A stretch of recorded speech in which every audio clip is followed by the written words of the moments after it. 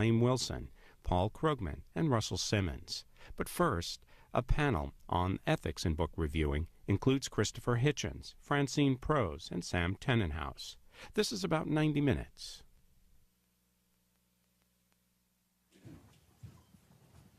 Thanks, John.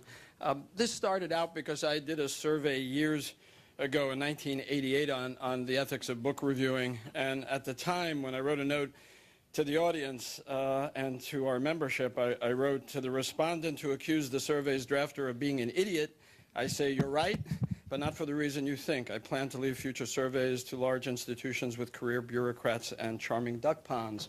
Well, I forgot that plan, never to do a survey again, and when we started talking this year about changes in the business and the development of the blogosphere and all of that, we all thought at NBCC that it was time to ask some questions again. In order, we hoped to have comparative data, we decided to ask about 10 or 12 questions that we had asked back in 1988. Unfortunately, since we're not statisticians or social scientists and we're book critics, we blew it. We included an other category we didn't have before, so things don't quite line up.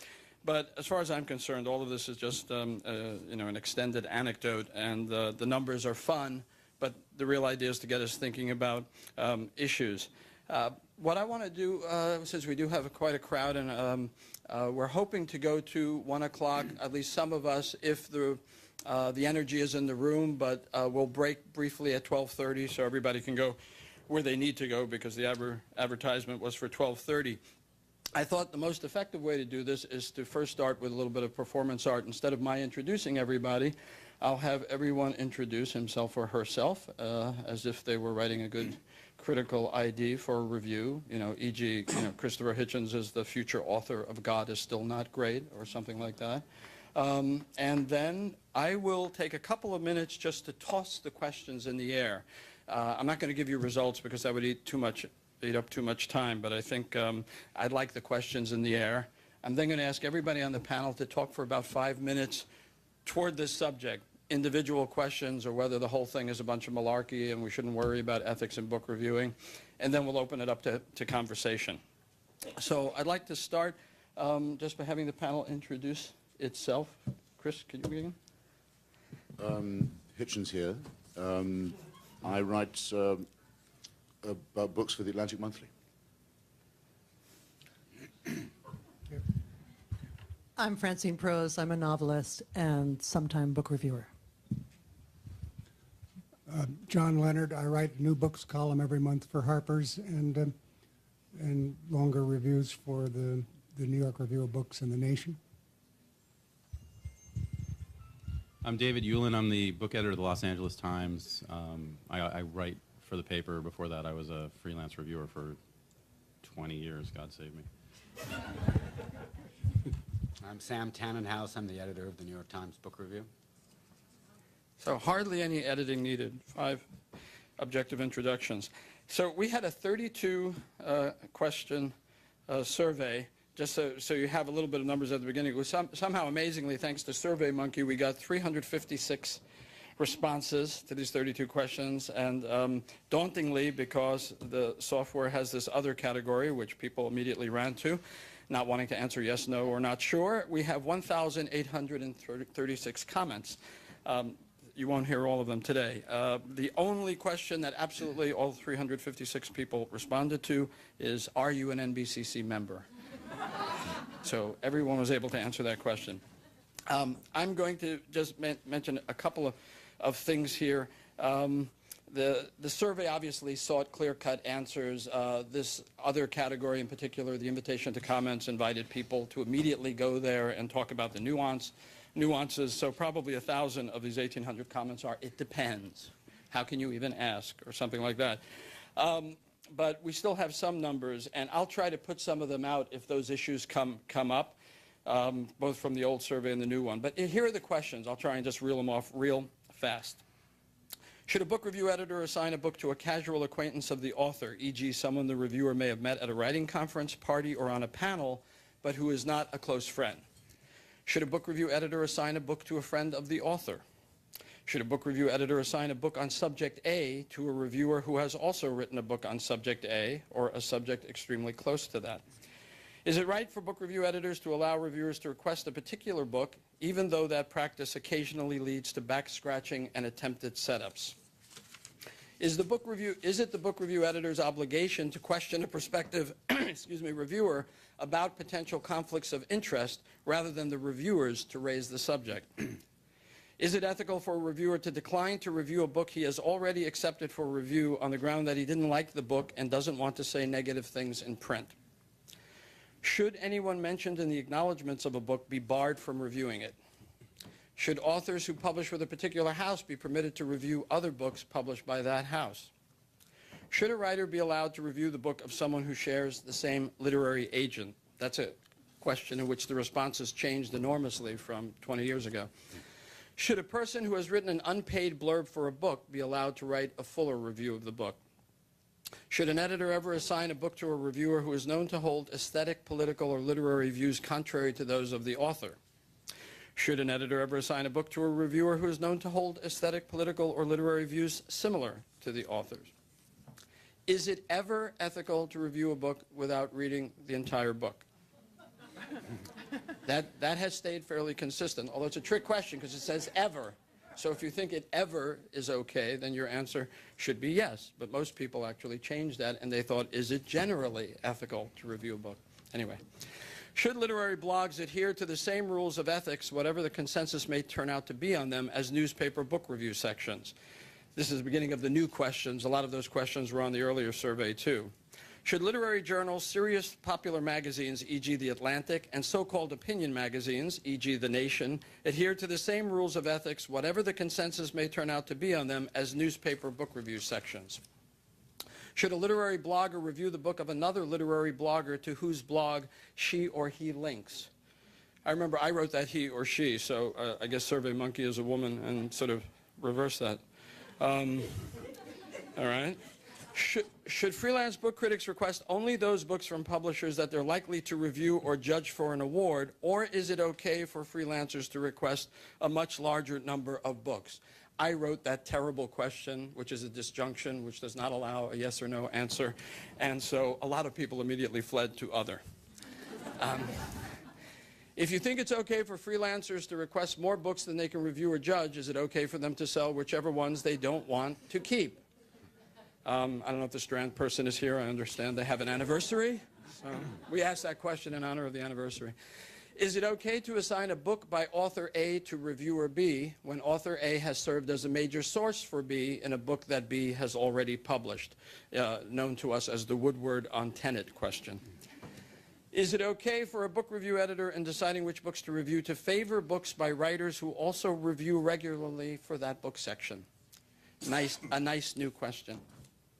Should a reviewer read other reviews of a book before reviewing it? Is it okay for a reviewer to regularly review books from the same one or two favorite publishing houses? Is it okay for a reviewer to repeatedly review books by the same author over years and even decades? You may notice the shift from should to is it okay. A lot of people were upset by that. It's really just elegant variation. But there are some issues there. Should a reviewer sometimes be allowed to crib from his or her past reviews in writing about an author years later? We're almost done. Is it ever acceptable for a reviewer not to say what she or he really thinks about a book? Are the ethics of book reviewing in the United States and England significantly different? Now here, I have to say, we're so glad Hitch is here because this was an amazing result, I just have to tell you. Not sure, 73%. So if he has, for having become an American citizen, if you don't know the answer either, we're completely lost. Is it okay, and these are a little technical, is it okay for a book review section to both feature an author through a podcast meant to promote traffic to that book section site and also review the author's book at more or less the same time? Given, some of these questions came from our membership, by the way, and I don't understand them myself. Given that some companies pay per post, blogvertise, review me, pay bloggers for reviews of products and services, should any book reviews commissioned in that way be identified as arising out of commissions? Should a review of a book be linked to its Amazon page or any other site that sells the book? Is a book review that exists exclusively as an MP3 or other type digital audio file less objective than a traditional print review because of its delivery elements, e.g., tone of voice? Is it okay for a newspaper or magazine to review books by current or former staff members? And then this is the last question. Is it okay for a newspaper, book section, or magazine to ignore self-published books that are submitted, e.g., iUniverse type books? So that was the whole survey. I'm now going to ask everybody, maybe in alphabetical order, I guess, to talk for about 5 minutes each on this subject or any questions that interest them. So I guess Christopher would be first. Well, I've never been or wanted to be an editor of anything. So I'm not really sure if I can answer any of those questions. Those are not the dilemmas I've faced, and I know nothing about podcasting or webcasting. So I can narrow it down to the gutter ethics of Fleet Street, in which I was brought up, where the motto, if I remember, was it's just only a line, but it's from the book of Job, and it says, you can look it up. It says, "Oh, that mine enemy would write a book," because then you know that you'll get to him one of these days. I once opened a copy of the London Spectator to find myself being reviewed a little book I'd done on the sculpture of the Parthenon. It was reviewed by a gentleman called, I can still remember his name, Noel Malcolm, a fellow of Peterhouse, Cambridge, who started by accusing me of plagiarism and sort of worked his way on from there. Very non-Philo-Hellenic and non-Philo-Hitchens review, and I thought, okay, Mr. Malcolm, Dr. Malcolm, if you insist. That's all very well, but one day you'll write a book. And so it came to pass. The Guardian called me up one day in Washington. It must have been 10, 11 years later, but the memory was still so fresh. And they said, you busy this week? And I said, I'm incredibly busy. They said, we just want you to review a book. I said, I can't take on anything this week. They said, well, it's a pity. Can you suggest anyone else to review Noel Malcolm's book on what? I said, hold on, just a second. Just a second. I said, no, it's okay, sling it over. So over it came. I sat up late with it. It was about Bosnia. It was one of the best books I've ever read. I had no choice but to say so. It still rankles that I had to do that. I remember being commiserated with by one of Sam's predecessors at the New York Times Book Review when I published my first collection of essays. It was called Prepared for the Worst. And in the London Times literary supplement, it was reviewed by Conor Cruise O'Brien, who was the subject of a very critical chapter, or one of the essays so collected, in other words. And he gave it quite a tough review, and including mentioning that he was mentioned in the book, and including correcting me on what he thought were a couple of points of interpretation. And this predecessor of Sam said, oh, that's absolutely terrible. You must feel ghastly. I mean, how can they do that to you? They take a book of yours and they give it to someone who's criticized in the book. I mean, that would never happen here. And I said, well, no, that's why in some ways the TLS is this was a long time ago, I guess. The TLS is somewhat more readable than the New York Times Book Review because it doesn't have this permanent affectation of integrity where there is an unspoken rule that all books by and about Henry Kissinger are always given respectful treatment, and usually by people who owe him something or could be reasonably expected to be in his debt. With everyone else, the degrees of separation, of the absurd degree and scope that Carlin was just adumbrating, almost prevent anyone who's qualified in the book or could be bothered to read it or be interested in the subject or the author from having anything to do with it. And that used to show, I thought, quite a lot. Now, there are very obvious things, I think, that you can do by way of a little diagram. I think it was Spy magazine used to actually do it. You could show how some enemy of Philip Roth's or friend and so on, and how the cross-hatchings of the blurbs went and all this kind of thing. And it's pretty easy to see that coming and I think to fend it off. But I have just, it isn't published yet, but I've just reviewed a novel by Ian McEwan a novella called Chesil Beach, which he's here to launch. I hope you'll go to whatever event he's having at this expo. Who I've known for quite a long time, with whose work I'm extremely and intimately familiar, an author who I asked to be the dedicatee of my new book, God Is Not Great. It's consecrated to Ian McEwan. So I didn't ask him for a blurb, but I wish I had now. And I consider myself the best person qualified to review on Chesil Beach for the Atlantic Monthly. And if anyone doesn't like that, they can kiss my ass. And I don't believe anyone would say there was a quid pro quo involved. I think it is unbearably boring and cheap to say that. But if anyone wants to give it a try, bring it on, okay? And remember the Job citation. You'll need it. You'll need it one day.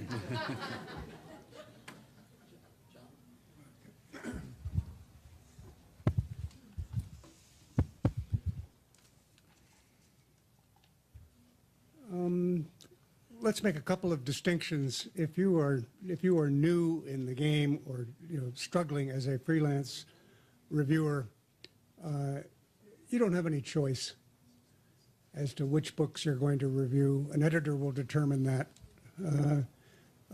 The ethical question then becomes the editor's ethical question. I've been on both sides of this. I've been a literary editor of the Times Book Review in the 70s and of The Nation in the late 90s, and two entirely different operations, two entirely different philosophies have to apply. As Sam can tell you at greater and more intimate length, when you are a magazine like the Times Book Review, charged basically with looking at everything that moves in the literary culture, any individual book can get about 7 different approaches to a review. It can, no matter what the book is, you can assign a reviewer whose approach will be autobiographical because they've gone through some of these experiences themselves. It will be journalistic because they have covered this kind of territory as a story. Can be philosophical or intellectual because they are philosophers on the question. It can, and the person that you assign at that moment will probably be somebody who will give you a different approach than the last time you ran a review on this subject or ran a review of this author, because you want to mix up your coverage. You want to be different from what you were last week. You don't always want to be predictable. So this is not vagrant. This is a necessary part of the froth of cultural journalism. With the Nation, I had every expectation of when I sent out a book for review, of getting a review that I agreed with. It was sent out. Many books we wouldn't review because they had no political context.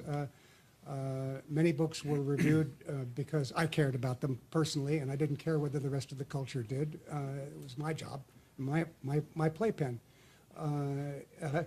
I did expect to get back within a framework somewhere between, say, I hate to define the Democratic Party on the right as Bill Clinton, but let's say that. Let's say from Bill Clinton all the way over to Che Guevara. But I would not be running somebody to the right of Bill Clinton. I wouldn't ask him. And this was a political magazine. It had a right to be intemperate, it had a right to be biased, it had a right to try to control it, and you still can't control it because reviewers never do what you tell them to do. So those are on the literary side. On the editor side, on the writer's side, I'm an old man now. I'm 68 years old. Nobody can tell me what to do. I review only those books I want to review. And if I want to review at length, I shop around until somebody will let me review at length. Otherwise, I review in Harper's. Years ago, 40 years ago, I wrote an article for a lapsed magazine called Cultural Affairs, in which I interviewed myself as a daily book critic for the New York Times, listing the questions that most often come up about the job. And the first question was, what do you do when a friend writes a book? And my answer then was, try to give it a favorable review. If you don't like the way his mind works, why is he your friend? Well, this was a little jejune, but sort of like Christopher, I will say the same thing. Who else am I supposed to be friends with? I've been in this business for 40 years. Journalists, academics, and novelists are the people I become friends with because they're the only people I can go to dinner with who won't talk about movies or real estate. They will talk about things I care about. So they become my friends. So, and many of them will stay my friends, and a lot of them won't, because if their books come along and if they write a book that I don't like, I used to review it, but I reviewed all the time, 2 or 3 times a week. Now, if a friend writes a book that I don't like, I don't review it. They know that. And some of them resent it. But on the other hand, I became friends, or more what Toni Morrison says, a friend of the mind. There are a whole bunch of writers out there that I've reviewed most of their books over the years. I've never met them, or I met them once or twice at a cocktail party here or there. But I will always review their books because they were a friend of my mind right at the beginning. And I'm interested in how they work it out. And I don't, and one book to the next, I'm not in the business of giving a grade. I'm not a grammar school teacher. I don't say this one's a B, that was a D+, and this one's an A at last. I'm interested in the development, the evolution of this writer. I will always be interested in this writer. This is the writer I care about. So I will review those people, no matter how intimate I am with them. And I think it's a mistake, just as Christopher suggested, it's a mistake not to have me review these. Who knows them better? I've read every word. I pride myself when I review a writer to have read all of the books and to try to see what that writer has been up to all of the time. And I mess up because I'm not as smart as I review writers like Richard Powers, and I'm not as smart as Richard Powers, but I do my best. And frankly, I think ethics questions when it comes to book reviews are such small potatoes when it comes to the corruptions of the culture at large. The way metastatic capitalism lies to us, everybody lies to us, and a poor book reviews, there's no money in it to begin with, and therefore you can't have serious ethical questions. There are problems that we'll address, and I'll stop, but the problems we ought to address that, there are, I consider it unethical for a book reviewer to be showing off at the expense of the author and the expense of the reader. I consider performance art book reviewing a scandal. You've got your responsibilities are elsewhere, and if all you're doing is making a spectacle of yourself so that people will look at you, join the circus. I also consider the people who read out whole kinds of books because they don't like them. If you care about literary fiction, you can't care about mysteries, you can't care about cyberpunk science fiction, you can't care about this or that. These people are unimaginative, narrow, parochial, and we should pay no attention to them. And I think we should also worry about people who bring to book reviewing any kind of ideology. I'm a left-winger. I've always been a left-winger. But if I can't review Nabokov and like it, what's the matter with me? I'm an idiot as well as a left-winger, and I don't feel that is necessary. But there are people who make books submit to a litmus test, and I think that is unethical. But as for, I'll end with going back to the question of friends. Many of mine have lately been dying. And the fact that I could say something nice about them in public while they were still alive makes me think I have a chance to get into heaven too.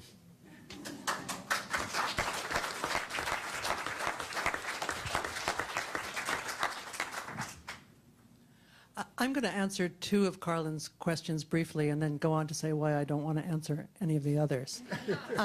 First of all, I do send back books that I don't like, mainly because I think, why should I ruin the life of an innocent first novelist when there are clearly, to me, people out there who will love this book and should be helped to find this book, which is one of the functions of the book review.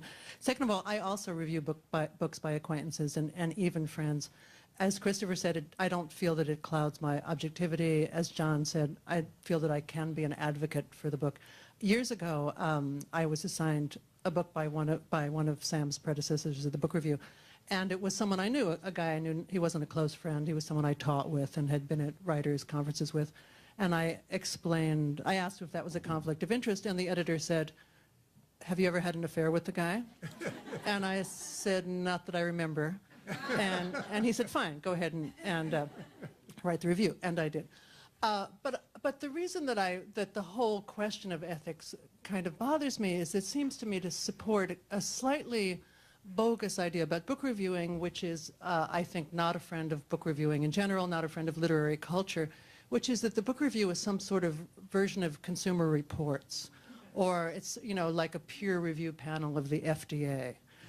Those are scientific processes, and the consequences are grievous. That is, you know, if you run the car into the wall and all the crash test dummies come flying off, the car is dangerous. If you give a drug to someone and they all die, etc. But book reviewing is quite a different matter, because matters of opinion, matters of taste, all come in and should come in and don't have no relation finally to whether you know the writer or whether you've written this kind of book or so forth, and they're important. And it seems to me that the primary obligation of the book reviewer is to write interestingly about the book. That's whether you like the book or whether you don't like the book, that should be your idea. I mean, if what's interesting to you, and also I think that if critics thought about that, there would be a different kind of criticism. I mean, that is, if what's interesting to a critic is to set up a book, you know, like a beer can in one's backyard and just shoot at it, then that's sort of interesting. That's interesting to a critic. It doesn't happen to be interesting to me at this point in my life. And I think that the most unethical thing to do is to write about a book boringly.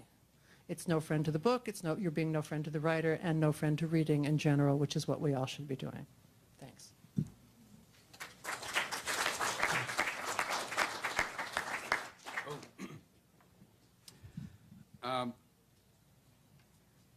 I agree with just about everything the panelists have said so far. First, though, I want to say I hope that we at the Book Review have rid ourselves of the stigma of the permanent affectation of integrity. We also want to be interesting. What we look at first is the reader. Something that occurs to me, or occurred to me when Carlin read through those list of questions, is it all seemed to be about a transaction between the reviewer and the author, reviewer and the publisher, when everyone here has said, as a critic oneself, and I've written probably far too much criticism for my own good and everyone else's, are you really thinking of the reader? I mean, you're seeing it as a, you know, certainly not performance art, but a kind of narrative that will engage the reader's interest. And I think when we talk a lot about the ethics of reviewing, we are covertly and sometimes overtly degrading the principles of criticism. And my predecessors have said that much better than I can, so I'll just leave it at that. A couple of other questions that have come up. We have a review running this Sunday. Forgive me if I've got the dates wrong. We close so early, I never know. What's coming up for me, in my mind, for next Sunday is often 2 or 3 weeks ahead. I think it's this Sunday, is Jonathan Lethem on Ian McEwan's new novel. And when I approached him, we put him through the New York Times ringer about ethics, and he said, which is conflict again, and he said, well, you know, I did once have a comradely lunch or dinner with Ian McEwan, but I think I can write about him well. And he wrote what I think is one of the really superb essays we've published for just the reasons Christopher has mentioned, and John and Francine as well, because he grasps the meaning of the work at its root. He's a fellow novelist who also has a kind of theoretical idea about what fiction can and can't do. He understands him with the respect that a major practitioner in the same field has, but someone who's also read very widely and deeply in literature. He's a gorgeous writer himself. Who gains if Lethem doesn't write that review? Who profits from it? Maybe we could huddle somewhere in a room, that is my colleagues and I, and say, well, we dodged that bullet. But it wasn't a bullet. It was a gift that was denied our readers. A couple of other examples. Early on, I started in the job just a little over 3 years ago. Jonathan Franzen sent us a note. And he said, look, I want to write something about Alice Munro. I think this is one of the great living writers. And that's what I'm going to say. So I thought, well, now, do you not want to hear what Jonathan Franzen has to say about Alice Munro? I wanted to see what he had to say, and I think it's one of the great and really influential pieces we've published. A more recent example, we had Christopher's book, God Is Not Great. And Christopher, did I hear you say God bless to someone when we walked in? Or that you did? And we decided, we asked ourselves, who would be interesting on this? And Mike Kinsley seemed like a guy who would write about it in an intelligent, lively way, partly because he does know Christopher. And so in the note I sent him, I said, I assume you two were acquainted. Let's make that clear somehow in the review and take it on its own terms. And I didn't hear many complaints about that review. There were objections that Mike also is an atheist, but it seemed to us at this point, with so many books being written on the topic, and so few with the panache and wit of Christopher's, you want a critic who has the same panache and wit. You want a kind of duel of interesting minds. And so it's a review we're very happy to have done. And the last thing I'll say is not long into this job I now hold, one of my esteemed colleagues, Julie Just, said, you'll know who your friends are when you leave this job. And I said, that's not a problem. I don't have any friends anyway.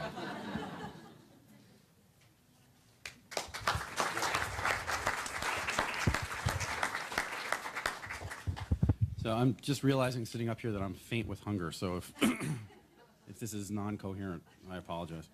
As far as the survey, I could run through the questions and say yes, no, yes, no, yes, no. But I also think that this issue of ethics is probably overstated, or maybe we're not looking at it from the right filter. From my point of view as an editor, it boils down to a kind of case-by-case basis. I don't have very many hard and fast rules. The primary one in terms of the reviewers that I work with is disclose to me first. I mean, we also put reviewers through we ask them about potential conflicts, and I've had people say, and I say no potential conflict is too stupid. So I've had people say, I don't know if I can review a book, a certain novel that Knopf published because Knopf turned down my last novel. And I say, fine, that doesn't bother me unless it bothers you. I mean, for me, the real issue is, can the reviewer write, and well, I don't really believe in objectivity as a concept, so that's the wrong way, but a kind of as objective as it can get. Can the reviewer take the book on its own terms and create a review that, I agree with what Francine was saying, that needs to be a reading experience, a discrete and wonderful reading experience on its own, that needs to be part of a three-dimensional conversation between the reviewer, the writer of the book under review, and the reader of the review. I think that's a very important point, that it's not just about the reviewer on the book, but there is a third party in this, and I think that third party is in many ways the most important party. And does the reviewer have something to say that is compelling and interesting and informative and real about what this book is, what this book does? And and I think that those questions are not, they don't break down to a survey for me. They're a really individual case-by-case situation. So, for instance, if you are signing a review of Don DeLillo, it matters, in my view, that the reviewer is familiar with DeLillo's career. It doesn't necessarily matter whether the reviewer has been sympathetic entirely or not, but the reviewer has to know something about DeLillo. It's a lot different than if you were assigning a review of a first novel or even of a third novel by a writer where the novel sort of stands on its own in terms of the review.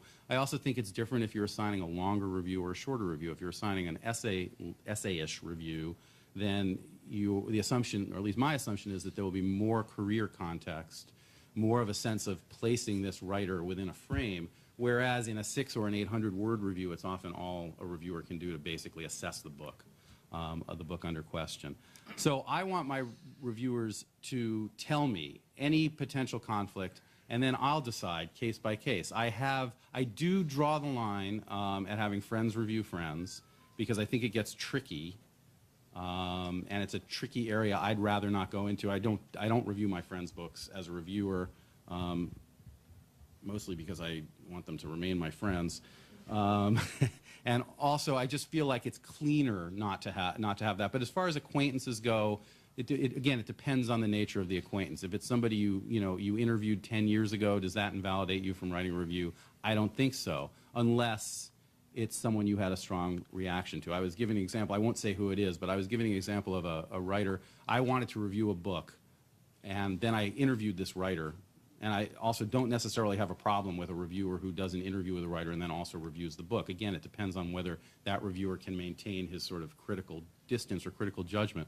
But I wanted to review this book, and I interviewed the writer, and I detested the writer so much after spending an hour interviewing him that I couldn't review the book because I couldn't keep that out. So I opted out of reviewing that book. That was before I was an editor. So those things happen. I don't have an issue with reviewers saying to me, I don't want to review this book, or I've read part of this book and I don't want to review it, although I also think that it's the ethical obligation of the book review to publish negative reviews. I don't trust a critical voice, whether it's a critic's voice or a publication's voice, that isn't willing to be negative. But that said, I also don't trust a publication or a critic where the negativity is gratuitous. I think what Christopher was saying is really important, that even though he wanted to give that book a bad review, he couldn't, because he liked the book. He thought the book was remarkable. And I think that, to me, is the ultimate ethical standard. Can you praise the book even though you don't want to? Or can you criticize the book or take it on even though you don't want to? And that, to me, is the real standard. And I could talk more specifically, but I'll stop there. Again, I just want to stress the idea that it really, to me, is very much a kind of case-by-case sort of situation, depending on the book under review, the review, and the editor. Oh, and the other thing I'll just say, one other thing I'll say is I also think it's the role of the book review to occasionally champion writers.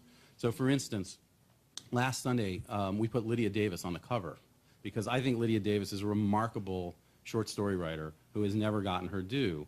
And so I wanted to put that book on the cover and give it more play. We gave it a long review. We had, again, we sort of assigned a career piece using the new collection as a way of looking at the career of this writer, as a way of fulfilling what I think is one of the functions of a newspaper book review, which is to say to our readers, here, you ought to be paying attention to this. And that, too, I think, is something that is ethical in a different way, because we all are part of this conversation about books and literature, and I think we need to be cognizant of that and what it means, both in terms of criticizing books and also in terms of championing them. Thanks.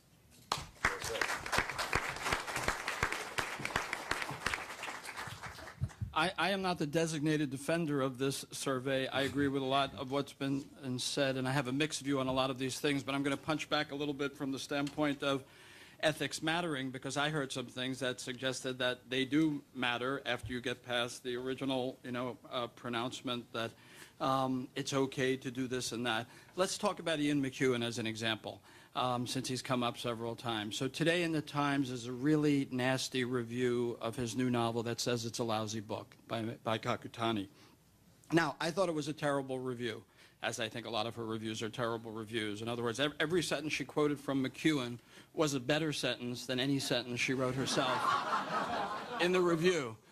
So it's not well argued, it's not convincing, and so on, full of adjectives, But I don't think she was thinking, well, I'm not sure I should say this. He's a nice guy, I met him at lunch, and so on. And one of my concerns when I've assigned and as a reviewer and so on is, can you write an honest review? Can you be honestly negative? That's usually the challenging question if you don't like a book. So, I mean, Christopher, if you read Ian's book and you actually shared Kakutani's opinion, could you say it? Would you say it? And when you talk about the reader, who loses in this, who gains? It seems to me readers do lose when you get phony reviews from friends that say this is a great novel, when secretly you're thinking, boy, this was really disappointing, but I can't say that about him. So I'm just wondering what you all think about, the real ability to be honest in a negative vein when there is some kind of connection and you do care about friendship. Well, I think if I was sent a novel by Ian McEwan and really disliked it, I probably would decide not to review it. I think I just have to. I wouldn't be able to say, if I really disliked it, I know I wouldn't be able to say how much I did, put it like that. I did give an even dearer friend of mine, Martin Amis, an extremely nasty review once, but that was because there was so much unpleasant stuff about me in the book.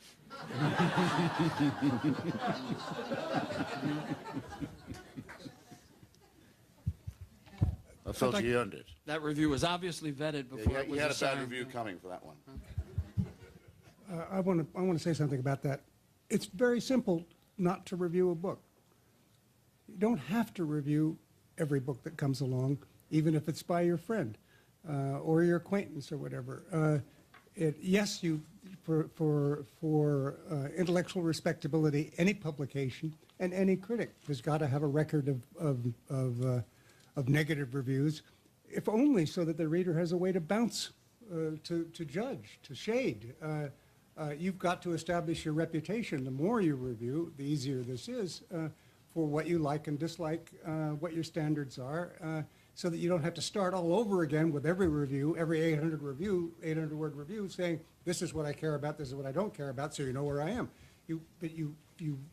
So a negative review can help you establish in the reader's mind where you stand in the culture. This is fine. But at a certain point, you cease to be, or you should cease to be, making your reputation on the basis of scorch and slash and burn reviewing. I no longer have the taste, unless it's a Norman Podhoretz, I no longer really want to tear somebody to shreds. And like Francine, a book will be sent to me, and I'll look at it, and I don't like this, and I don't see any reason to tell people, tell a whole bunch of people that here's a book by somebody you never heard of, and it isn't any good. This seems to me to taste like aspirin. But when the particular thing with the friend comes along, you can't lie. You can't say it's a good book when it's not a good book. Your only honor is your name and your reputation. So keep silent or lose the friendship and write the excoriating review. One of the things we tend to forget is that reviews are written, and reviewers exist in various emotional clouds. When we're reviewing a book, we may be infirm, we may be divorcing, we may be drunk. We may be so full of hatred for the world for reasons that can't be explained, or just depressed.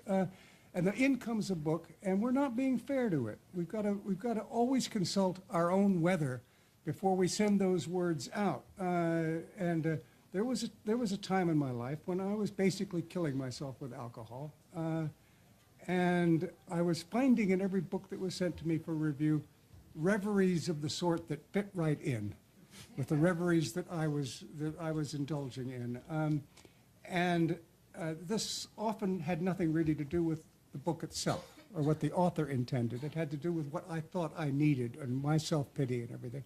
And after looking at a couple of these things when they were published, I decided to give books a rest for a while because they were more important than to be used in such a way.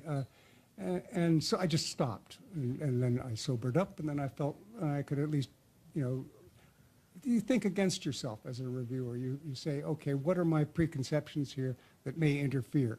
And once you've gone that, the next part of the process is to say, okay, if I really like this book, or I think the argument is important, how can I get the reader to see this? And that becomes your active craft. That becomes the interesting thing that Francine demands of a review.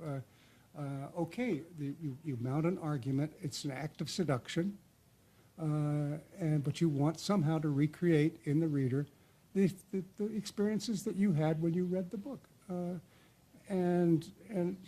So friends, acquaintances, enemies don't have nearly as much to do with it, or ought to have nearly as much to do with it, as your honest encounter with that book at that time, to the best of your ability, to report to the reader what happened to you when you were lost in it. For years, I wrote reviews for the New York Observer, and my editor there was the wonderful Adam Begley, who knew that he could send me books that would really irritate me for extra literary reasons, and that I would go kind of nuts and just write these trashing, hilarious reviews. And, you know, books about the life-saving wonders of plastic surgery and so forth, that I would just, you know, and nothing is more fun, I mean, I have to say, than writing that kind of review, because often you can use these books to mock themselves. All you have to do is quote. But finally, it just began to seem sort of sickening to me, and I couldn't do it anymore. I mean, there are many ways of writing a negative review. Every so often, you really feel you have to write one. I just reviewed for the Times the new Jim Crace novel, a book I didn't particularly like, but I think he's a wonderful writer. And there's a way of saying that and doing that without just wanting, for some strange reason, to destroy the writer, destroy the book, and destroy the person's career. Oh, there's a wonderful, some advice from Evelyn Waugh about this. When you want to praise faintly, for example. You know, if it's Hollywood, you probably know this. Someone's done a ghastly film, and you say, you must be very proud. or the other thing is you say, oh, you've done it again. With book reviewing, it has to be a little more subtle than that. Evelyn Waugh suggests that you say, Mr. Crace's many admirers will find much to like in this book. You know, that would really sting if someone said that about me. Does it, I don't know if any of the review editors want to speak to this, but it seems to me one reality of the business is that when people do turn back books because they don't want to say something negative, often they don't get reassigned. And you know, that old notion that any publicity is good publicity, any coverage is worthwhile coverage, does that bother anybody, that if you turn down a book, maybe that book by the first-time novelist won't get a review? Yeah. I sent back The Historian, that book, and because I thought it was the worst thing that I had ever read in my entire life, and it became a mega bestseller. So it doesn't seem to me that I did that much harm. I think it depends on the book, you know, for a variety of reasons. One is that, you know, these things are time sensitive, especially in newspapers, and so I think sometimes that small first novel might not get reassigned. You know, if it's a case where, you know, as an example, we had, it wasn't because of the book, it wasn't because the book wasn't liked, but for instance, we had a review assigned of Tom Segev's book, 1967, and then there was the reviewer, there was an issue and wasn't able to review the book, so we had to reassign the book. But as a consequence, we'll be a little late on that, later than we would have liked on that review. So sometimes that happens. I think it's all, but I think, you know, the other sort of unspoken part of this, and this panel isn't about this, so we'll stay off of the subject, is that for most book review sections, newspaper book review sections, space is always at a premium anyway. So it's always sort of a kind of triage situation where you're trying to cover what you can, and you know that there are always going to be many worthy books that aren't going to get covered that you'd very much like to cover, but there's just simply no way to do it.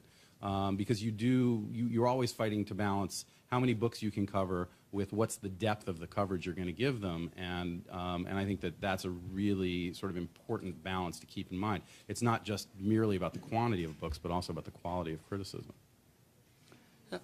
I'm going to open this up to the audience as we move into that last half hour where people can choose to stay or not. I did want to say this, though. I mean, all 5 of our panelists are authors, have been authors, and our critical community in the NBCC split on that question of turning back books. It was actually one of the few exact splits, 34%, 34%. You should always do it, negative or positive, or no, it's okay not to do a negative review. I find it interesting that probably everybody on this panel thinks you can say whatever you want to say, however nasty it might be, about government officials, business officials, politicians, and so on. But there's a kind of desire that we be kindly to authors.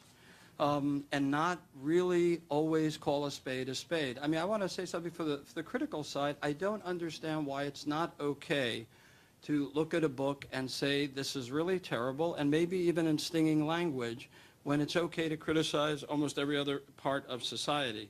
Now, one thing that does happen to all of us at newspapers, I think, I'll make this my last question before opening it up, is that some of us find ourselves working for institutions that have rules of ethics we don't necessarily share, that don't make sense to us. When I came in, I remember Mike Levitas was the Times book editor. I remember him telling me, no one can ever request a book for review at the Times. It's absolutely prohibited. We decide who reviews a book. And as you see, that was a question on the survey. Can the people who have been in that situation speak to how do you handle that? You don't really agree with the code of ethics of the New York Times or the LA Times as it applies to book reviewing, but it's there. Yeah, I'd like you. I want to say, Carlin, let's go back to this business of being kinder to authors than we are to politicians, to businessmen, or whatever. There's a difference in kind and a difference in quality between the people who have power and the people who don't. And some innocent person who's published even a bad book has no power to wound the culture, to wound you, to wound anybody else. But somebody who is in government, somebody who runs a big business, somebody who owns a newspaper, somebody like that has a lot of power in the community, and you have to speak to them. You have to say that they're lying. You have to make sure they don't get away with anything, because these people run the world. The first novelist does not run the world. I think you are obliged at a certain point, if it's a Philip Roth or whatever, somewhere along the line you say, I didn't like this book, I didn't like that book or whatever. But that's a reputation. He's established. He's not vulnerable. He's not out there without a shell on. He's not somebody who spent all those years writing a book and then sending it naked out into the world, having been antisocial all that time, and this is his child, and you stomp on it. So what? Big you. These people do not deserve the rudeness of a culture that has tendencies to rudeness anyway. I just want to jump in on this one point. At the risk of sounding like the hard ass on the panel, I hope I didn't give the impression that I think we should be nice to writers of books that don't merit niceness. And I think that it's important, again, it comes back to the importance of negative reviews, not because it's important to be negative, but because it's important to tell the truth about what you think about a book. I think that's true from a writer's point of view. I think that's true from an editorial point of view. What I draw the line at is I don't think it's ethical to write or publish a hit piece. But I do think it's ethical to write and publish negative reviews, even negative reviews of writers early in their career, if that's the review that you get. And I do think it's essential in terms of the readers, again, trusting the publication, that we assign books to reviewers who will say what they think and who will wear their enthusiasms or their anti-enthusiasms on their sleeve and won't pull their punches. I mean, this is something that I say all the time to people: don't pull your punches. And but I also think sometimes reviewers tend to pull their punches in terms of positive criticism as well. They feel that it's somehow anti-intellectual to be effusive or to be emotional. And I think that book reviewing, again, in terms of what Francine was saying, in terms of the shapely essay notion of book reviewing, it relies on the engagement and enthusiasm, pro or con, of the critic. That's what I'm looking for, more than I'm looking for a positive or a negative review. Gosh, is there anything to add? Well, first of all, sure, we publish some very, very tough reviews. And we do it when we think they're good. That is to say that the argument seems to stand up to scrutiny, and the writing is good. It doesn't mean we agree with them, but we publish them, and reviewers, of course, should not feel constrained in what they say or how they say it. Also, as far as books being turned back and going out to other reviewers, we reassign whenever we can. Something that I think some of us are obliquely getting at, maybe 2 points. One is there's very different ways in which one can review. I speak as much as a reviewer as a book review editor, fiction versus nonfiction. Because nonfiction, you can kind of write about the subject and engage with it that way. This is one reason that and this is sort of the corollary point, that the authors who most often get slighted in the sense of not being reviewed because we think we're sparing them are first novelists or authors of their first short story collections. And if you know how the section I edit works, we have by book reviewing standards, by the standards of contemporary journalism, a fairly large staff of 6 or 8 people, sometimes 1 or 2 more, who are actually reading fairly deeply into the galley before deciding whether to assign it. And they tend to be pretty tough. Our reviewers tend to be tougher. And we think, here is a first novelist. Here's a novel that seems like there's some promise here, but what happens when it gets hammered? And this is what John is talking about. You have really nobody from nowhere who's worked very hard and written a book whose only claim to very small celebrity will be that someone eviscerated it in the pages of the New York Times Book Review. We would rather not do that. Now, to the credit of our readers, and I don't know what experience other people have had here. I've had it both as an author and as a book review editor. Readers often read criticism very differently from the way we inside the business do. For one thing, they tend to think almost any book review is favorable simply because the book is being reviewed and the author's name is endlessly repeated. I remember when a book of mine came out, and it was well reviewed, but there were some dissenting voices, and I was shocked to hear myself complimented on those favorable reviews. And I thought, well, maybe readers know something we don't, which is not only that it's not essential to be parsing every phrase in a review, because the fact is most of us are sort of grub streeters still. That is to say, we're not writing Dr. Johnson or Coleridge's prose, though we'd like to. But also that readers know a review is one person's opinion. And the bylines we talk about and that we covet at my section, I'm sure David does too, we got X to review Y. Most readers don't even notice, unless it's a huge name. They really don't notice. They notice that the Times Book Review reviewed something. And in fact, publishers know this too, because one will often see ads that quote from the New York Times Book Review. It'll be a line of praise. It will say New York Times Book Review. And it won't say the reviewer was someone who seems hugely consequential to us. It's because most readers don't look at it that way. And I say more power to them. You know, here we live in what Roth calls the egosphere. And each one of us carries his own with him or her. I think readers, in their way, know better. And so that's good. I think it also keeps us from taking ourselves too seriously. So thanks. Thank you. Yeah. A couple of our panelists have to go. It's a little bit past 12:30. Some of them can stay. I'm sure some of you can stay. Let's take a little break for just a minute. Anybody who needs to go, please go. And then the rest of us can keep talking. And I want to open up to questions, conversation from the audience.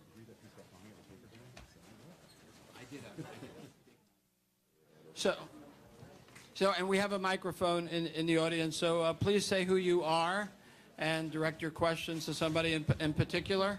And our first question is... Hi, my name is Lizzie Skornick, and I'm a freelance reviewer. And I'm glad the three of you are left on the panel, because I think you had the most interesting things to say about this topic. But you would have said that about any three. Well, I was interested on the question of reviewing one's friends and enemies, because it seems like the reader actually has a very different perspective than what the three of you as reviewers would say. And that I think your average reader, the worry when a friend or enemy is reviewed, obviously, is the question of influence. But it seems like what you're saying and what we saw in Christopher Hitchens' story is that it's not a question of not seeing the book clearly. It's a question of whether or not you might want to publish the review. It seemed like what Christopher was saying was not that he couldn't see the book of his enemy clearly, but that he was galled by the fact that he liked the book. Is that the case? Do you really think there's no question of actual influence? And if there is a question of influence, is that a bad thing? Can I answer that? Well, first of all, I just have to say that I don't really understand what clearly means in this situation. I mean, because there's so many, to make it a question of whether you know the reviewer, whether you know the author, there's so many other factors. I mean, for example, the two most positive reviews that I've written recently for the Times Book Review. One was a book that I read while I was waiting in a doctor's office, you know, endless waits I'd broken my arm. And the other was a book that I'd read on a transatlantic airplane flight. Now, those are situations in which I'm grateful for distraction. I have no, you know, I'll pretty much love and in fact, I love those books. I mean, I've since looked at the books. I was right to love them. But when the assigning editor called me, should I have said, you know where I read those books? I was in a doctor's office and an airplane flight. I mean, so much influences one's judgment that the question of our acquaintance with the writer is only a little tiny percentage of that. So again, the whole question of objectivity seems odd to me because it's opinion. It's just one's taste, one's mood, as John said, one's moment in life. All those things factor in. Other question? Yeah, back there. Hi, I'm Levi Asher, here as a blogger. Favoritism is only one ethical issue. I actually had hoped to direct this to Sam Tannenhouse. I remember when Henry Kissinger reviewed a book about Dean Acheson, and you know, I think I was not alone in feeling it was a sort of thinly veiled defense of his own career as Secretary of State. And you know, is that another form, this self-serving review? Is that another form of ethical consideration? Yes. I think that gets back to what John was saying about performance art reviewing. And I think that's not just true in the case of someone like Kissinger. It also has to do with any reviewer who has an axe to grind that's not generated by the book under review, you know? I mean, maybe the book under review gives you an axe to grind, pro or con, but I'm not interested in the reviewer who comes in with a soapbox and then stands on it and uses the book as an excuse to wax philosophical or otherwise about a variety of subjects. You know, you have to do think this way though. If you're a journalistic enterprise such as the Times Book Review, you want to raise some eyebrows, stir some crap, do all of this and that. Every once in a while, it seems to me to be journalistically justifiable to throw something like this out. I'm not going to pick up Henry Kissinger and say, oh boy, Henry Kissinger, I really want to know what he thinks about whatever it is. I know what he thinks, and he thinks only about Henry Kissinger. In fact, I left the New York Times back in 1983 after when I was the daily book critic because they'd started vetting my newspaper reviews politically, and a particular example was Henry Kissinger's memoirs. They held it for a week. I went to every editor in the place, and I basically just, you know, he said, and I have to say this is off the subject, but Henry Kissinger in his first volume of memoirs wrote that he'd spent one sleepless night in all his years in public service, and that was the evening before his secret visit to China when they were opening up the channel to China. And my crime, so far as the New York Times was concerned, was to suggest that he should have spent many more sleepless nights. Mm-hmm. But you know, Kissinger, every once in a while you want to get. I mean, I remember back in my day, you get Eugene McCarthy. Well, you were going to get Eugene McCarthy being disdainful of everybody else, but you were going to get people to read it, and that was just showbiz. John, before we go to the next question, can you just explain what you mean by performance art criticism? Because I've always loved your reviewing, and I think of you as a performance art critic. I mean, of every 10 metaphors in one of your sentences, I think 8 absolutely soar, and that's the highest percentage I know of anybody. But do you mean instead of telling people what the book is about and giving them your experience of the book, so the book disappears? I have never, like you, and I read the reviews that show up online that you write, Carlin. You always make it a point to quote the writer you're reviewing. You always make it a point. We always try to. Sure, the metaphors that I use or you use should somehow come out of the metaphors that we've been exposed to by the book. You begin to think like the if you admire the writer, like the writer, so that it's suggestive, and they ought to be in the service of the book.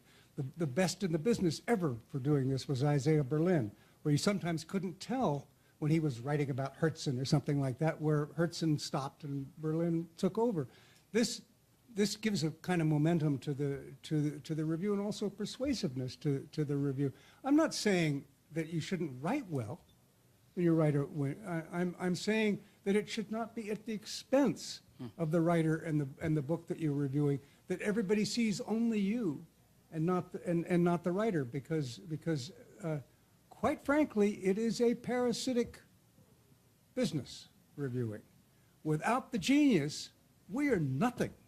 We are nothing, but we are riding that genius. We are symbiotic on it. And somebody had to do a lot of work so that we do less amount of work. We find our honor in various ways, which we've discussed at this panel. But let's not misunderstand where the importance is. The importance and the responsibility to the reader and to the writer is to make sure that we keep who's first. Thanks. Yeah, we have a question in the back. Yeah, I first of all want to know about negative reviews. To me, as a reader, they're more enjoyable to read. My sense is that they may sell more papers for you. But on the flip side, what about the publishing advertisers? What kind of pressure might you get for the reviews not to be quite so negative? So if you could talk to both those sides. Well, since publishers don't advertise in regional book review sections, I feel absolutely no pressure whatsoever. I wouldn't if they, I believe in the church-state wall. I want it as high as possible. I don't talk to the advertising side. I'm sure they're perfectly nice, but I wouldn't know, and I don't want to know. So it's an irrelevant question. I think if you're thinking about advertising when you're assigning or editing reviews, then you should get another job. Did you want to speak to that? Anybody? No? Or else we'll go to the next question. John in the back, and then maybe up here in the front. I had a question. What happens when a hit piece is written and you're not sure that it's a hit piece and it runs and the damage is done? This is a question basically, I guess, for John and for Carlin. David and Carlin and John. When something has happened and you're not sure that it has an unethical dimension to it until it's run, and someone informs you, there's a background to this. What do you do? Do you go and assign a new review, or what's sort of the damage control? Let me speak to this from scars that glow in the dark after many years.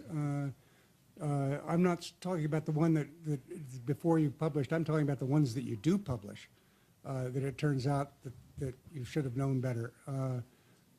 You have no choice but to fess up and in public and as quickly and as prominently as possible, because you've done real damage to your credibility. In a particularly grievous instance in my tenure at the Times Book Review in the early 70s, I got a telephone call from the lawyer, the hotshot lawyer many of you may remember if you're as old as I am, Melvin Belli. And Melvin Belli wanted to review a book that somebody, I can't remember the name of the author now, Charles something, had written on judges in America.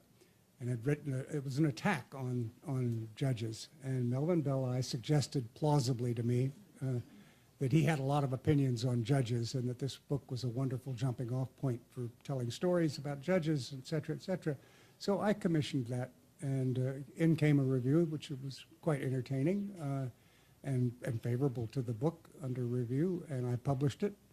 And I then got a call from a reporter, I believe at the Philadelphia Inquirer, saying that he had heard that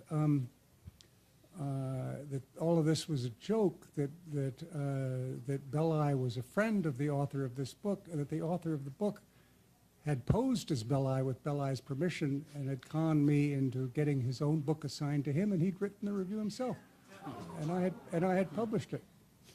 And I said, good God.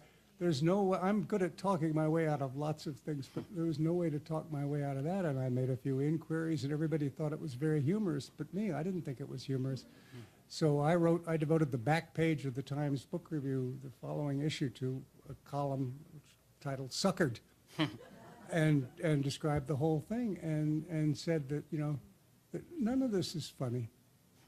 None of it is funny. A whole bunch of people have been cheated, so you can have your clubby yucks. And as a result, you know, everybody that seems to have been associated with this, all I can do is say I'll never have anything to do with them again. But that's insufficient because everybody's been cheated. You know, when you find out, if you find out in time, obviously you don't run it. But again, your recourse. I repeat again what I said at the very beginning. This is not life and death. You don't cut off people's hands because they behave badly in this. You just say, I'll never use that person as a reviewer again. I'll never trust that person. In my tenure at the Times Book Review, you could never trust a poet. Now it's coming out. All poets had ulterior agendas. All poets had mixed motives. Poets would wait for decades to get somebody who'd stolen their girlfriend. Poets, the person who was the chairman of the department at the university was going to get it. Christopher holding a grudge. All poets behave badly. And I had to get out of town. I had to, hire Helen Vendler up in Boston to basically vet every single book of poetry that came in, because I would trust her and I wouldn't trust anybody else. To at least tell me where the bodies were buried. You never know where all the bodies are buried, but when you find out one is buried, you've got to make it clear. You've got to fess up. You've got to apologize to everybody as quickly as possible. See, John, now you're getting into the spirit of the survey. It's like, I tell a quick case of mine a long time ago where I assigned a review of a biography of Michener to somebody who had worked for him on one of his teams of researchers, and I thought I had vetted the guy and, that the relationship was fine and he knew about Michener and all that. And then it was a Friday and our book section was ready to run, and I learned that he had sued Michener and actually, won money from Michener, and he hadn't told me this and all of that. So luckily, in those days, we didn't have much advance time, and I was able to put The Beans of Egypt, Maine, as I remember, by Carolyn Shute, which would not have been a cover review, on the cover. So, that was savable. But the other thing that always sticks in my mind is setting up a review with actually a poet, a leading black poet, a good guy, liked him and all of that. We set it all up, ready to go, and I said to him, well, I guess we're in great shape unless you were married to her. And he said, I thought you knew that. I said, no, how the hell am I going to know that? Am I tracking your sex life like every day? Or, but luckily we had time to back out of that. But this is why one of the best answers on this survey, which happened in our earlier survey too, was that both reviewer and editor should feel an obligation to raise a potential conflict of interest. Reviewers just shouldn't leave it to the editor, because editors are too busy often to remember to ask and so on. Right, and I think that's the key point, is that it's a mutual obligation. Editors only know what reviewers are going to tell them. I mean, unless you know the reviewer really, really, really well, which only happens in a rare instance. So you can ask the question, but if you don't get the answer, you're at the mercy. But I agree, just with everyone, that if you get caught in that situation, you have no choice but to just come clean instantly. And I think in the case, if someone trashes a book out of nefarious purposes, probably to reassign the book. Yeah, you've been very patient in the first row there. Sorry about that riff. My name is Elise Annabelle. I'm the host, writer, and co-editor of a podcast show called Latina Source. I edit a book. I review a book twice a month. And I'm looking for more advice on how to filter out. I had a conversation with a professor about a specific author who's an amazing Latina author, but I hated her book, and she's actually here today, and I'm probably going to end up meeting her, and I'm reviewing her book on the next show. How do you filter out? How do you, filter out a lot of the voices in your head, and stay objective, and true to the book? I was having a lot of issues with the characters, but how much of that is what you're hearing from external forces and what's true to the author's words? Anybody? I don't know. I mean, I think it's hard to filter out, suppose the character reminds you of somebody you know in your life and you despise. It's very hard to not, but I think finally your obligation is to try and figure out what the writer is trying to do and how well the writer has succeeded in whatever he or she is trying to do, and that has nothing to do with the characters. And also, something in general I'd like to raise, which is one of the things that bothers me most about contemporary book reviewing and contemporary reading, which is this kind of nutty idea that if you don't like the characters in a book, you don't like the book. And that's, how would you read Crime and Punishment, for example? I mean, the guy kills two old ladies for no reason. So I think that has to be filtered out too. And just, what was she trying to do? What were her aims? Did she accomplish it? And in that sense, you can take yourself out of it. And on a more practical level, I never read anything about a book that I'm writing about, and I expect reviewers to do that too. I never read any other reviews. I don't read profiles. I don't read the publicity materials. I don't read jacket copy. I don't read anything. I just read the book. And I try and stay away from it. And if it's a book that I'm really interested in, for instance, I recently reviewed the Michael Chabon novel, and I was curious about what other people were saying about that. So I saved those pieces, and then after my piece ran, I read them. But I think it's really difficult to keep the voices out of your head anyway, and if you actively are inviting the voices into your head, then it's impossible. Quick piece of info to the question, should a reviewer read other reviews of a book before reviewing it? 40% said no, 17% or so said yes, it's okay. So I think a lot of us have that feeling that you don't want all of that in your head. My quick answer would be just stick to the book, review the book, because there is so much bullshit in the air. Pre-publication reviews, Kakutani killing books in their crib, and so on. And I know there are people around the country, they think that, oh, well, Kakutani killed it, we don't have to worry about it. Yeah. It's dead in the country, because now instead of her review running in one place, it's running in 30 places with all the demise of book reviews we'll talk about on Sunday. So, book review editors, who have the privilege of getting all of these books in their offices, you should go to the book, read the first 20 pages, get a sense of what it is, keep going, and forget about the rest. Other questions? We've got about 5 minutes. Yeah, there. I used to review books on a very regular basis in the 80s and 90s. For example, for the daily newspaper in Louisville, back when the Binghams owned it. And in those days, I was given 350 words to cover a book. And I learned pretty quickly the craft of A, telling the reader what the book was about, B, giving some idea of how it was structured, how it differed from other books on the subject, if it was nonfiction, and C, giving my opinion as to its value. Now, one thing I've noticed about newspaper book reviewing in the last 10 years is that in order to compete with the internet, you have increasingly had a format come up where the pictures get larger and larger, and wider margins appear in the text, and the type gets larger and larger. Now, back in the 50s, as John Leonard would remember, the New York Times, on a weekday basis, had a column which simply listed the books published that day or that week and gave a 2-line description of each one. Even listing the titles of paperback reprints down at the bottom. And then on Sunday, you would go and, spend a page and a half or 2 pages, or a page or half a page, covering these books.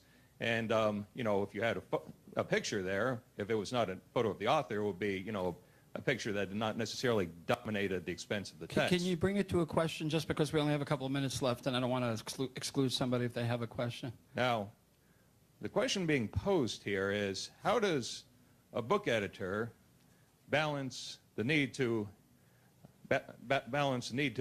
present a review long enough to give the reader only an idea of what the book is about, but whether the reviewer regards the book as worthwhile, with this idea that page itself as a visual thing, is significant. See, the Washington Post book world nowadays, one of their full-page reviews is perceptibly shorter than one of the old half-page NYTBR reviews from the 70s. And as a result, the length of the review almost mandates sometimes that the reviewer can do no more than almost state the jacket copy. I'm going to intervene just to say, okay, size matters, and it's a size matters question.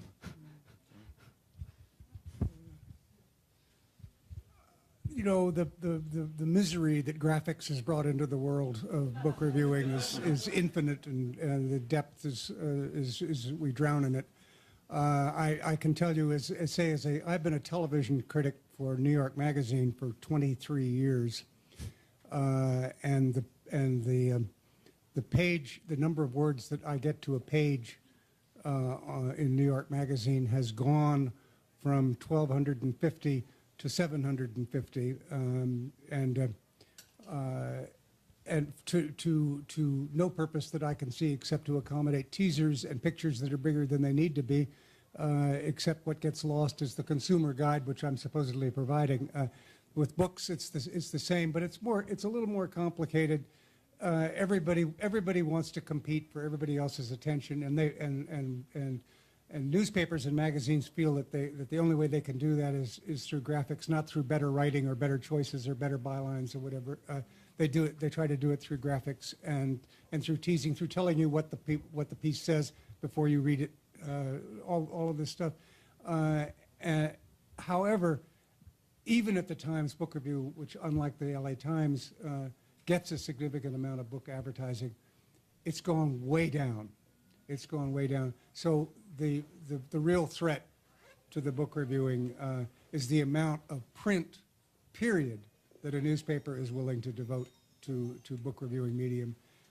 In my day at the Times Book Review, we would run 70-page issues almost every week, and it was the same. The New Yorker at that time in the 60s and 70s.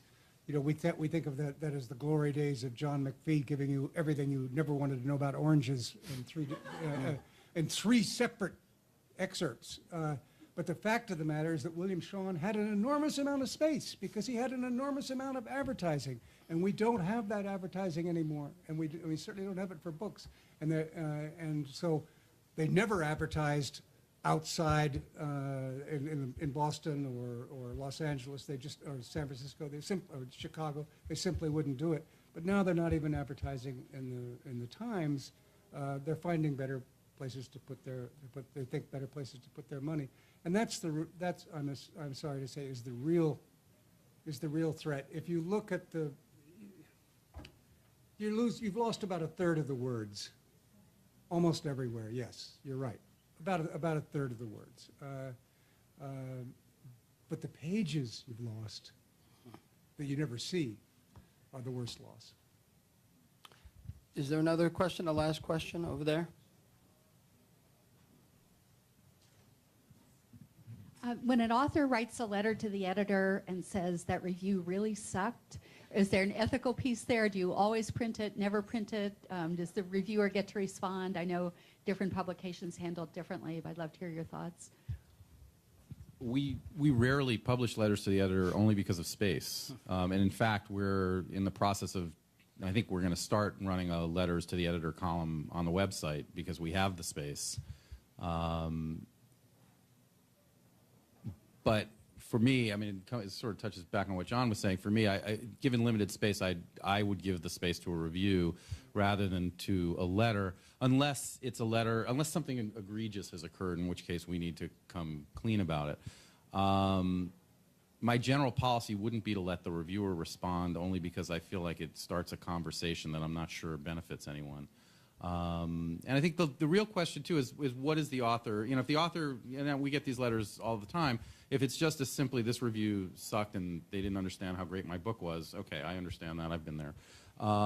If it's something where they say this review was wrong or unethical or there's a conflict of interest here that you missed, then, you know, that bears investigation beyond simply publishing the letter and having some kind of response to it. You know, we would then sort of talk to the author, the person who'd sent the letter, and find out what it is exactly that they're talking about, and then we'd look into it and see whether there was merit to it. And if there's merit to it, we'd have to do something about it.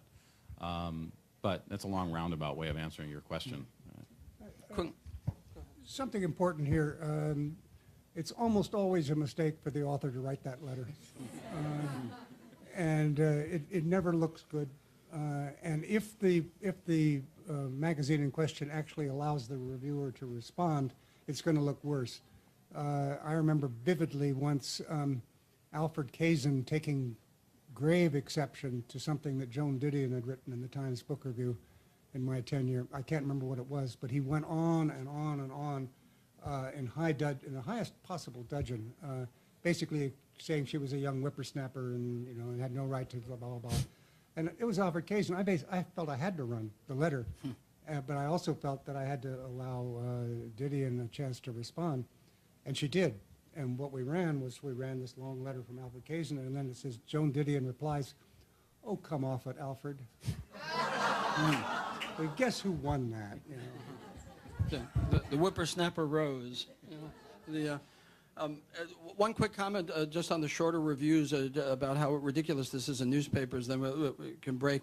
In my own case, we had sort of endlessly dwindling reviews until they were down on our daily reviews till about 200 words, and then my legendary editor-in-chief, Gene Roberts, said to me, "These reviews aren't worth shit." I said, "Yeah, well, those are your people who are making them not worth shit. They keep pressing it down, so why don't we just get rid of them?" I said, "Well, could I have that space to put it together into at least one more review?" Because I agreed they weren't worth anything, and that happened. But sometimes upper editors at newspapers that are not even conscious that their own processes are creating the crap that they then don't like in their own paper. Thank you, everybody. We're going to put out the results of this survey within the next week or so. Some of you are NBCC members. We want to figure out a way that you can get in to all the comments. As I said, 1,800 comments. Fascinating stuff. It's a very funny group, lots of witty material. So we'll get you into that survey and we'll announce it. And again, thanks to the panelists. Good discussion.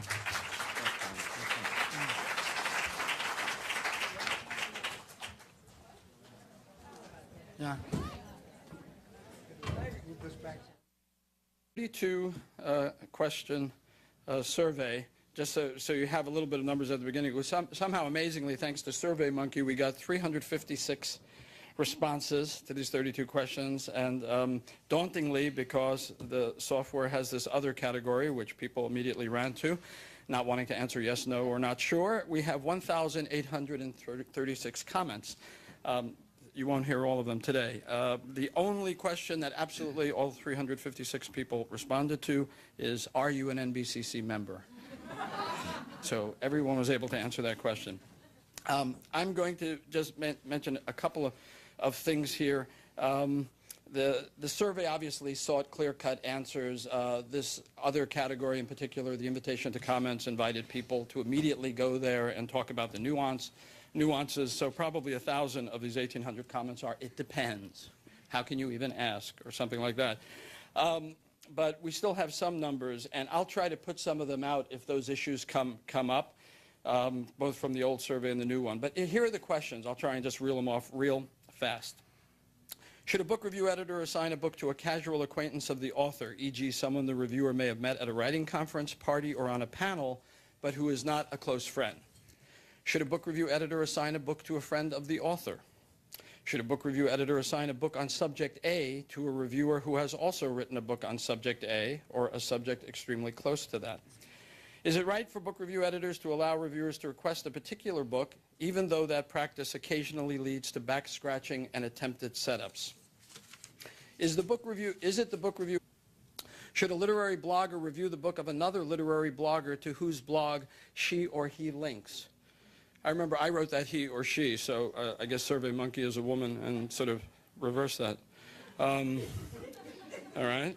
Should freelance book critics request only those books from publishers that they're likely to review or judge for an award, or is it okay for freelancers to request a much larger number of books?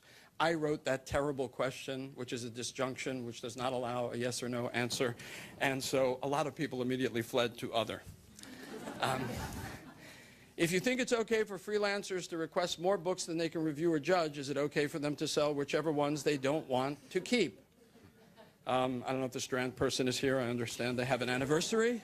So we asked that question in honor of the anniversary. Is it okay to assign a book by author A to reviewer B when author A has served as a major source for B in a book that B has already published, known to us as the Woodward on Tenet question? Is it okay for a book review editor in deciding which books to review to favor books by writers who also review regularly for that book section? A nice new question. Should a reviewer read other reviews of a book before reviewing it? Is it okay for a reviewer to regularly review books from the same one or two favorite publishing houses? Is it okay for a reviewer to repeatedly review books by the same author over years and even decades? You may notice the shift from should to is it okay. A lot of people were upset by that. It's really just elegant variation. But there are some issues there. Advertisement was for 12:30. I thought the most effective way to do this is to first start with a little bit of performance art. Instead of my introducing everybody, I'll have everyone introduce himself or herself as if they were writing a good critical ID for a review, e.g., Christopher Hitchens is the future author of God is Still Not Great, or something like that. And then I will take a couple of minutes just to toss the questions in the air. I'm not going to give you results because that would eat up too much time, but I think I'd like the questions in the air. I'm then going to ask everybody on the panel to talk for about 5 minutes toward this subject. Individual questions or whether the whole thing is a bunch of malarkey and we shouldn't worry about ethics in book reviewing. And then we'll open it up to conversation. So I'd like to start just by having the panel introduce itself. Chris, can you begin? Hitchens here. I write about books for the Atlantic Monthly. I'm Francine Prose. I'm a novelist and sometime book reviewer. John Leonard. I write a new books column every month for Harper's and longer reviews for the New York Review of Books and The Nation. I'm David Yulin. I'm the book editor of the Los Angeles Times. I write for the paper. Before that, I was a freelance reviewer for 20 years. God save me. I'm Sam Tannenhouse. I'm the editor of the New York Times Book Review. So hardly any editing needed. 5 objective introductions. So we had a Lane Wilson, Paul Krugman, and Russell Simmons. But first, a panel on ethics in book reviewing includes Christopher Hitchens, Francine Prose, and Sam Tannenhouse. This is about 90 minutes.